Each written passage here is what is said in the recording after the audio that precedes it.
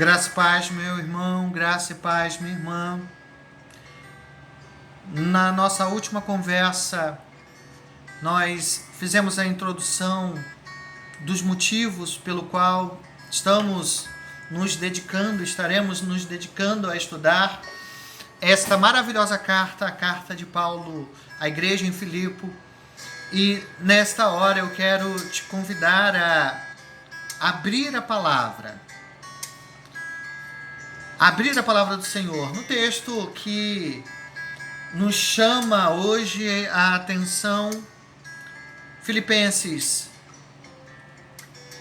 capítulo 1, verso 1 e 2.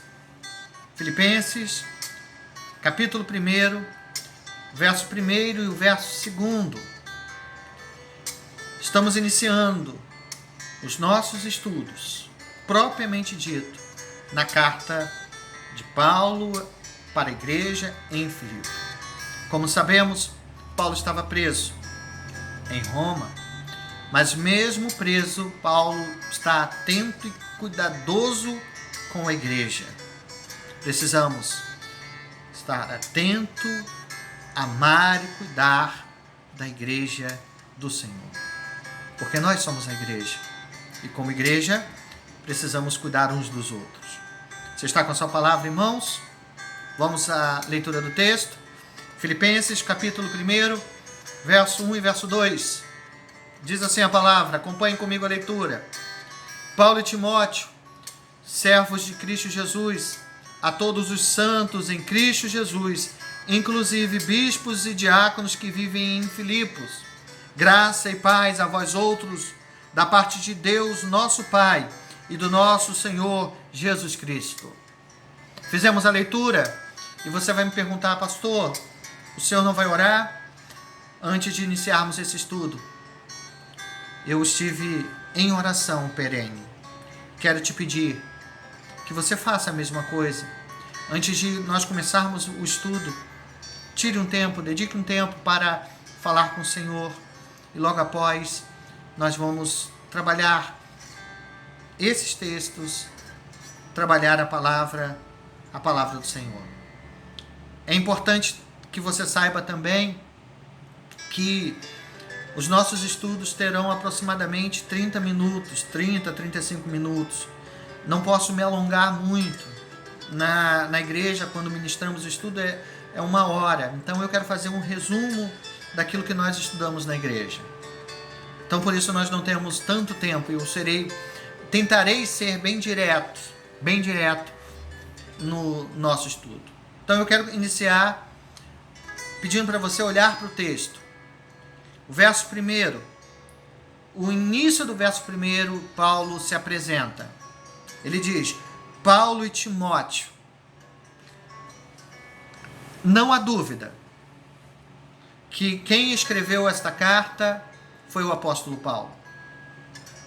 Paulo escreveu essa carta quando ele estava preso, você já sabe disso.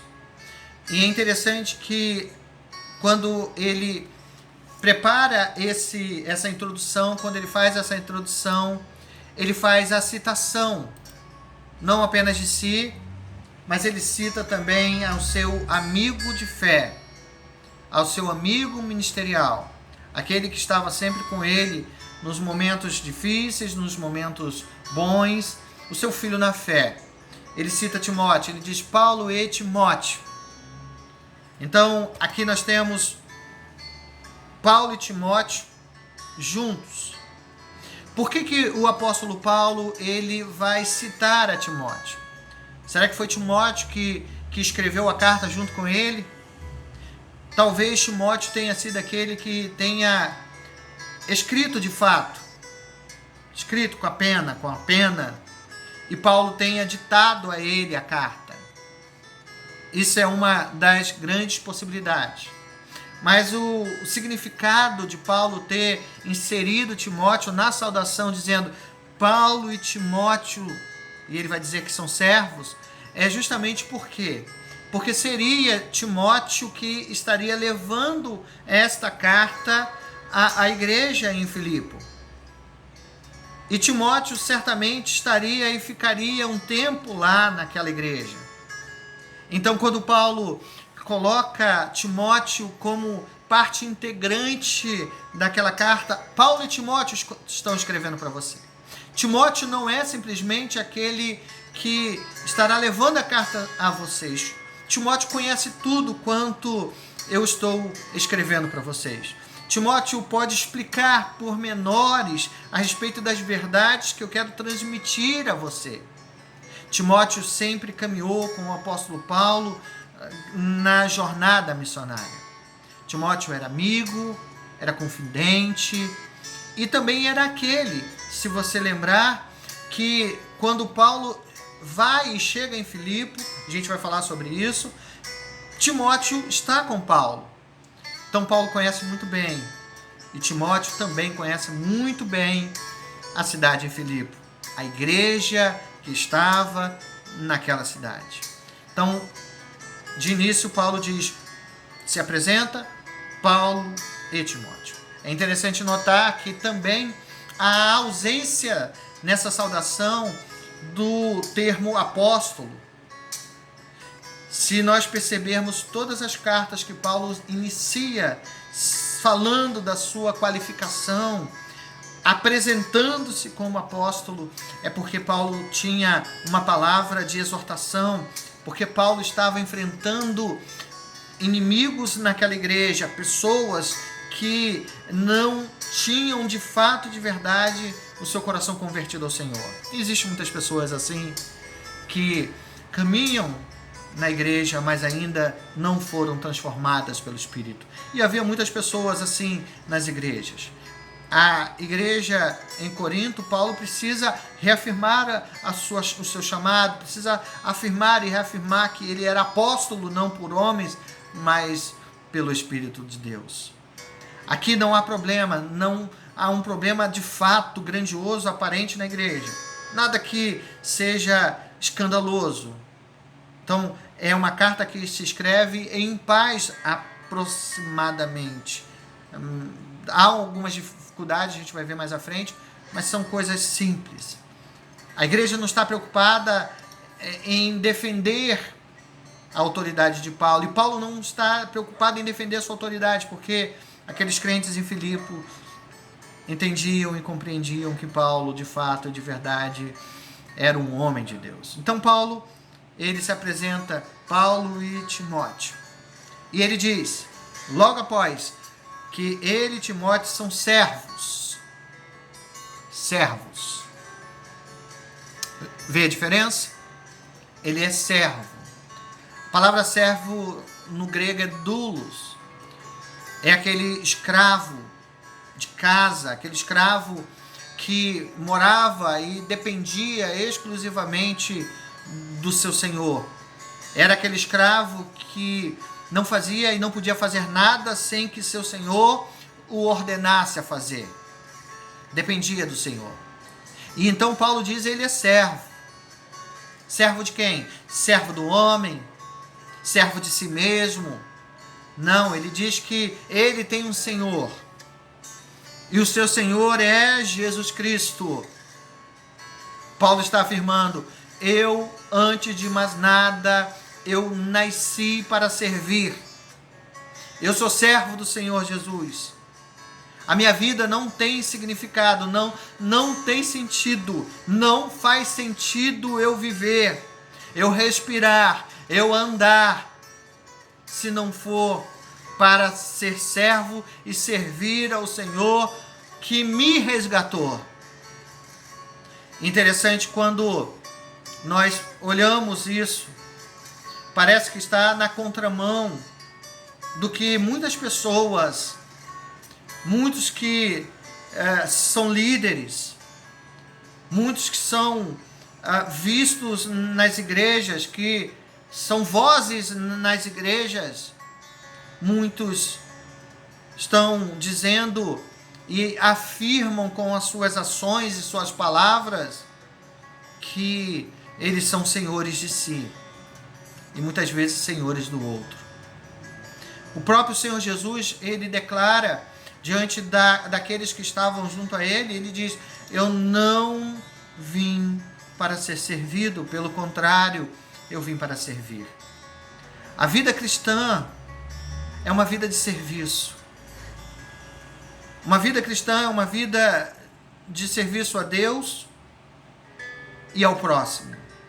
Porque nós servimos a Deus servindo ao próximo. E devemos aprender que aquele que nasceu de novo precisa ser servo. A doutrina reformada diz que nós somos mordomos. Nós somos mordomos, servos do grande rei. E Paulo, ele de forma humilde, ele diz: eu sou servo. O quanto precisamos ouvir isso. Quantas pessoas que se dizem muito importantes, quantas pessoas estão pisando em outras pessoas porque se acham acima da média, super crentes. Quantas pessoas têm dominado sobre as outras, dizendo ser ungidos do Senhor. Eu sou ungido do Senhor, ninguém pode mexer comigo. Sou eu que mando. Sou eu que tenho a autoridade pastoral. Sou eu que posso dominar e você tem que obedecer. Você tem que estar sobre a minha proteção espiritual. Você tem que me dar e prestar a mim obediência. Quantas pessoas adentram a casa do Senhor com um espírito não de servo, mas de dono da igreja. Quer ver tudo no devido lugar, quer chegar na igreja e ser servido. Acha que a igreja é como uma sapataria, que você entra na sapataria e então chega alguém: Senhor, o senhor quer o quê? Que tipo de sapato o senhor quer? E vai lá e pega e bota no pé para servir e traz cafezinho. Pessoas que perderam a característica de servir ao outro. Servir ao outro é estar disposto a fazer tudo em amor ao próximo. É estar disposto a abrir a igreja, a fechar a igreja, de ser suporte, de estar disposto a abençoar, de preferir fazer alguma coisa pelo outro do que receber do outro. Imagine se todos os cristãos entendessem e compreendessem que eles servem um ao outro, o como seríamos muito mais felizes. E Paulo está dizendo, mostrando humildade, dizendo: eu sou servo. E se ele é servo, ele incentiva, motiva aqueles que são sob sua liderança a viverem o princípio do ser servo. Ele diz: Paulo e Timóteo, servos de Jesus Cristo. Preste atenção. Quando ele diz que ele é servo de Jesus Cristo, ele também está afirmando para nós e para aqueles irmãos e irmãs que ele está à disposição do Senhor e que o Senhor pode fazer o que quiser com ele. Se ele estava preso com correntes, ele não estava preso pelos homens. Pelo contrário, se ele estava ali era porque Deus desejou que ele estivesse. E como Senhor da vida de Paulo, a hora que o Senhor quisesse, o Senhor podia ordenar e ele sair daquele lugar. Deus é Senhor e precisamos entender que o Senhor quer que servos e servas fiéis o amem e o sirvam de todo o coração. Mas Paulo então se refere a ele como servo e se refere à igreja, aqueles que seriam ouvintes, que eram ouvintes da palavra. Ele diz que aqueles homens e mulheres são santos. Olha o que ele diz: servos de Jesus Cristo. Paulo e Timóteo, servos de Jesus Cristo, a quem? A todos. Então, a segunda coisa que temos nesse texto de grande relevância é que, além de servos, nós somos santos. Servos e santos. É como a asa do avião. As asas do avião. Precisamos das duas asas para nos mantermos equilibrados. Aquele que foi chamado pelo Senhor, foi liberto do império das trevas, mas se tornou servo, escravo do Senhor. Mas não apenas servo, mas também santos. Ele diz a todos: o que é uma pessoa santa? Será que existem pessoas mais santas que as outras? Será que dentro da igreja existe pessoas que são santas e outras que não são santas? Será que existe um grupo na igreja elitizado, de elite, que outras pessoas podem buscá-la para orar, porque a sua santidade é maior, porque essas pessoas são escolhidas a dedo por Deus, e essas são as pessoas santas, os notáveis? Não, presta atenção, que Paulo diz uma coisa: todos. Paulo entende que todos os santos que viviam naquela cidade precisavam ouvir o que ele tinha a dizer. Todos. Quem são todos? Segundo a visão teológica reformada, santos são aqueles que foram redimidos. Santos são aqueles que foram separados por Deus antes da fundação do mundo. Santos são aqueles que antes estavam mortos em seus delitos e pecados, aqueles que foram alcançados pela graça, aqueles que receberam o perdão, aqueles que foram regenerados, aqueles que foram transformados, aqueles que receberam a adoção de filhos. Santos são todos aqueles que nasceram de novo. Se você nasceu de novo, você é santo. Porque a palavra santo significa separado para um serviço de Deus. Quando um objeto era separado para Deus, para ser utilizado no serviço a Deus, essa palavra era usada, era santa. Aquele instrumento é santo, é separado pelo Senhor. E nós que nascemos de novo, fomos separados pelo Senhor. Fomos tirados espiritualmente do mundo. Fomos escolhidos de todos os povos, de todas as línguas, de todas as tribos, de todas as nações. Deus nos escolheu.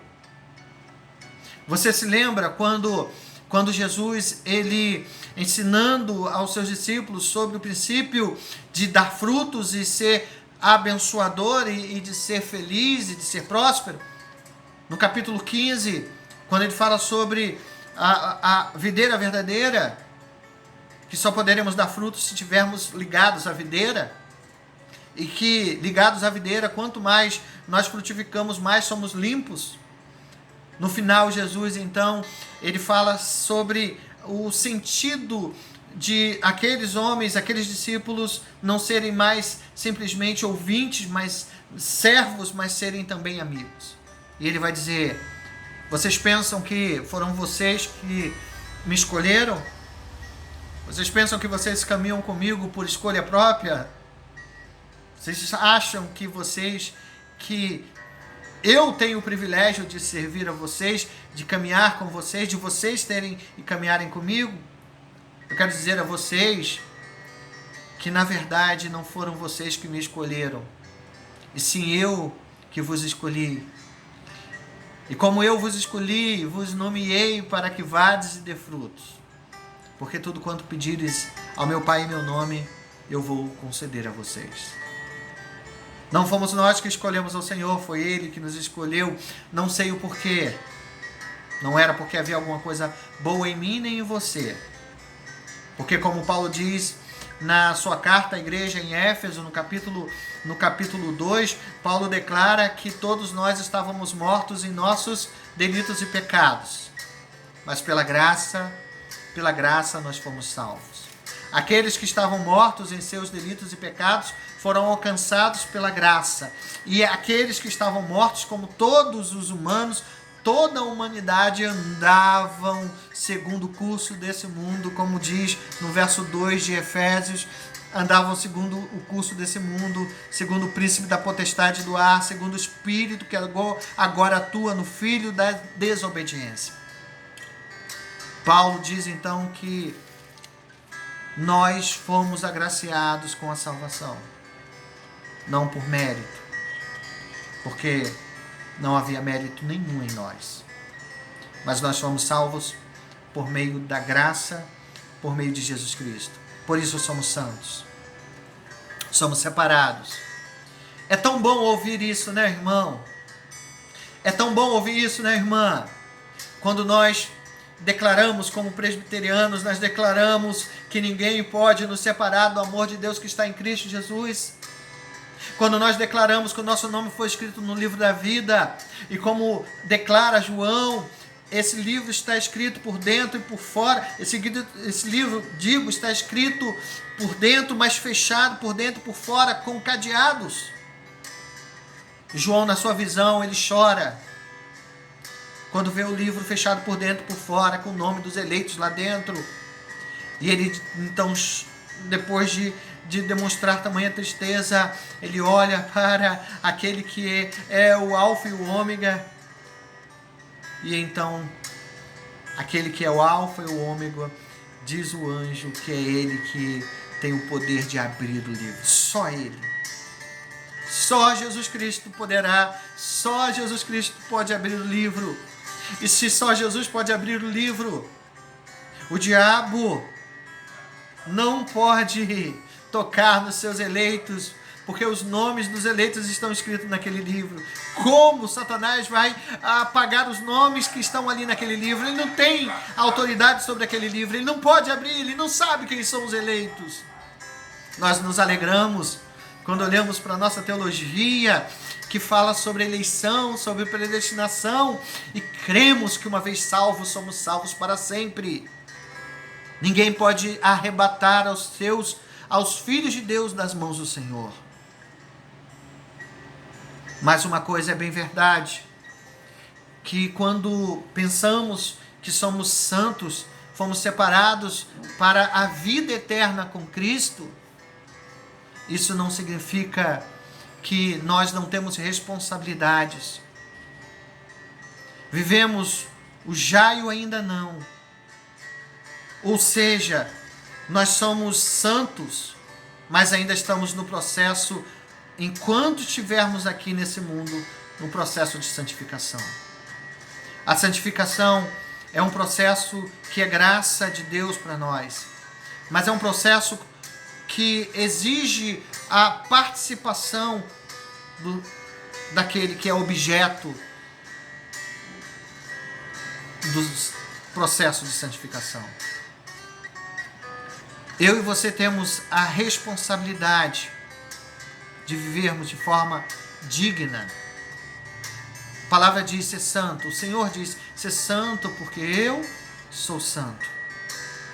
Aprendemos com o apóstolo Paulo o compromisso que temos de viver dia a dia uma vida crescente. Ser santo nesse mundo significa então dizer que nós, como separados, devemos viver desta forma. Devemos expressar os frutos do Espírito. Devemos demonstrar e praticar o verdadeiro amor, aquele amor que é expresso lá em 1 Coríntios 13. Aquelas qualidades do amor. O cristão que vive nesse século ou em todos os séculos deve viver de forma a ser visto como pessoas santas. O mundo precisa olhar e dizer: ali vai alguém que é verdadeiramente diferente.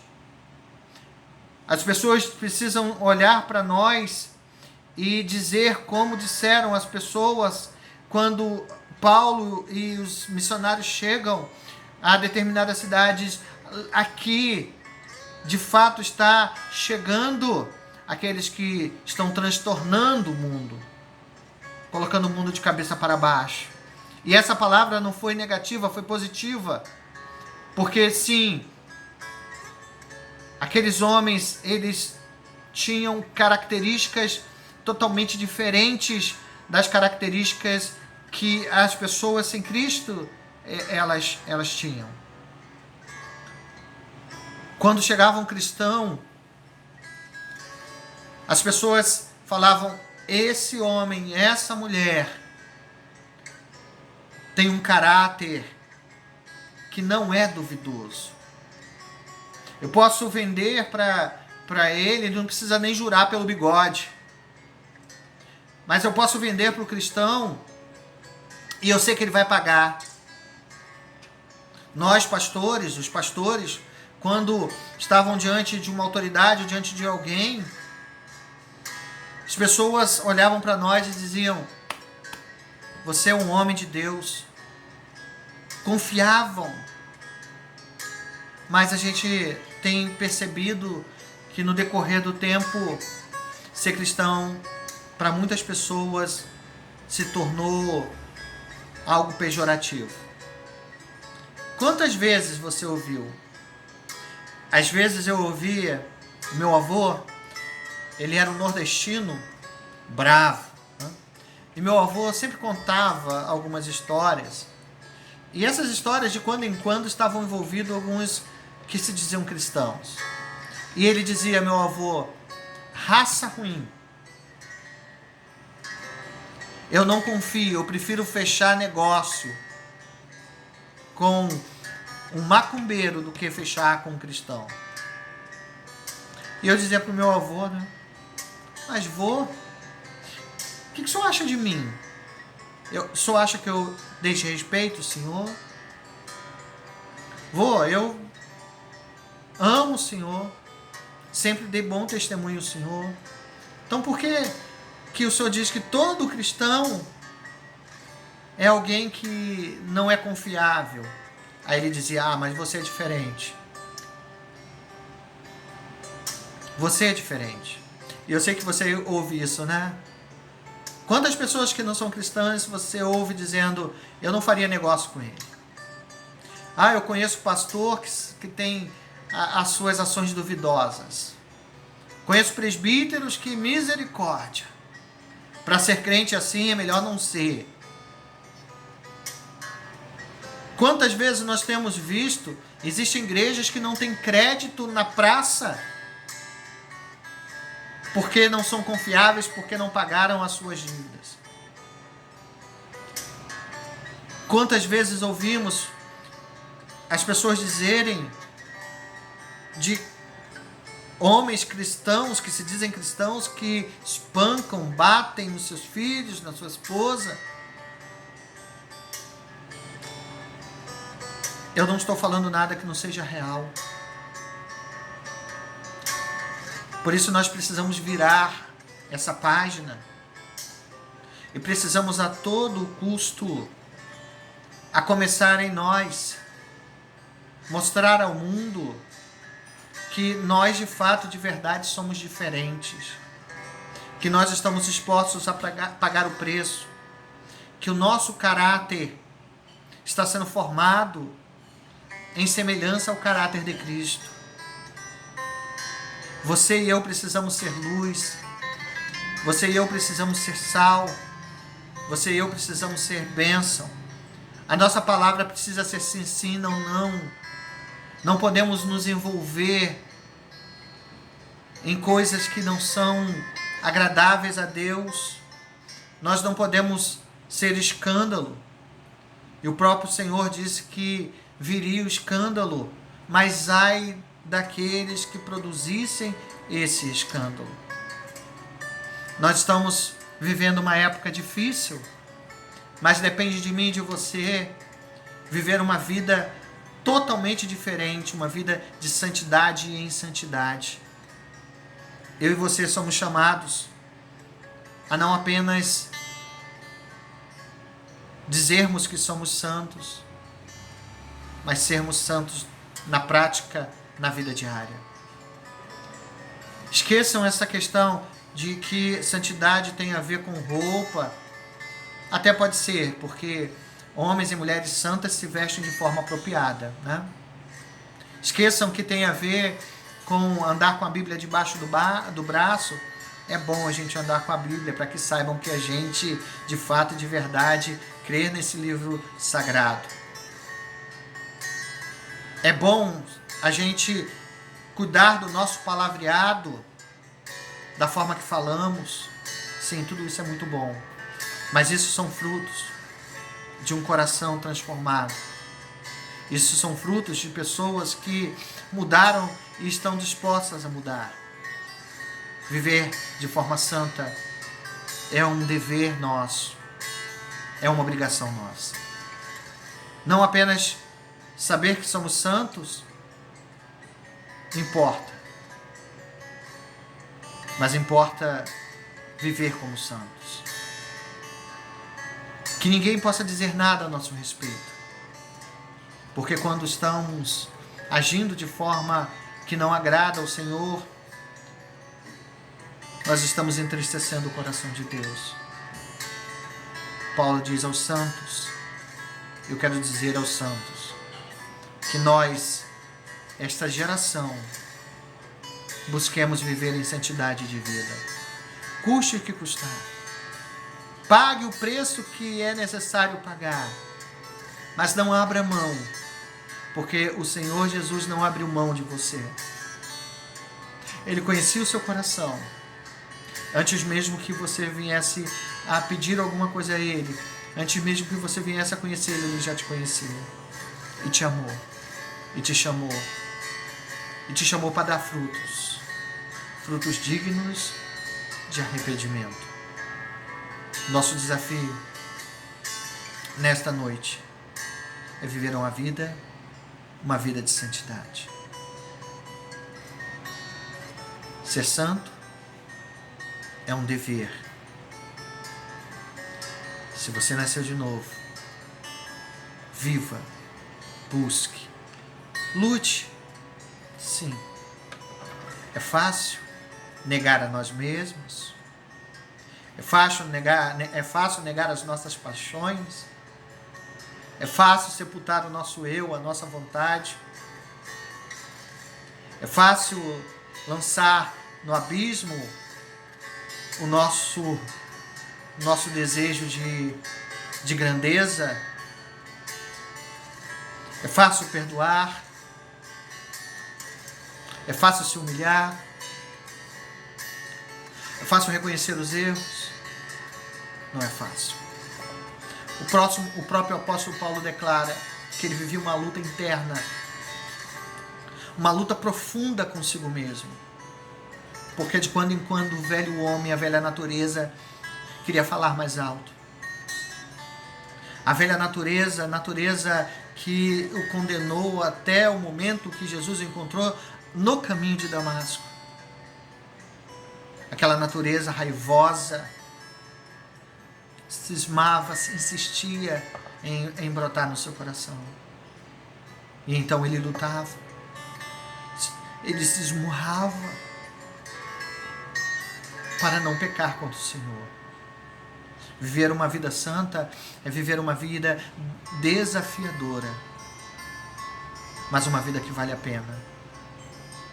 Porque quanto mais nos aproximamos da vontade de Deus, mais nos parecemos com Jesus. Queremos um dia chegar a declarar como Paulo, não sou mais eu que vivo, mas Cristo vive em mim.